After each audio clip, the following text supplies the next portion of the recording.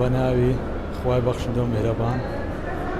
ئەمڕۆ لە پێشانگای دووەمی نێودەوڵەتی بۆ پەروەردە و تەکنۆلۆژیا چەندین بابەتی گرنگمان بینی، واروەها هەوڵماندا فەلسەفە ئاشنا بکەین بە کەرتەکان و سێکتەرەکانی پەروەردە. لەبەرەوەی فەلسەفە گرنگێکی زۆری هەیە لە بۆ هەرێمی کوردستان و کوردستان بەگشتی، و دەکرێت ببێتە هۆی فێربوونێکی زیاتر، واروەها هەوڵدانێکی زیاتر بۆ قوتابی. و ئێمە لەم ڕۆدا لەم پێشانگان نێودەوڵەتیەدا هیوادارین فەلسەفە لە گشت کەرتەکان زیاتر گرنگی پێ بدرێت، واروەها فەلسەفە زیاتر لە نێو پرۆگرامەکانی خوێندنشدا گرنگی پێ بدرێت، و واروەها هەلی زیاتر بڕەخسێنرێت بۆ ئەو دەرچوانەی کە بەشی فەلسەفە و هەر بەشێکی تریان تەواو کردووە کە نێزیکە لەم بوارەدا. دووبارە زۆر سوپاس.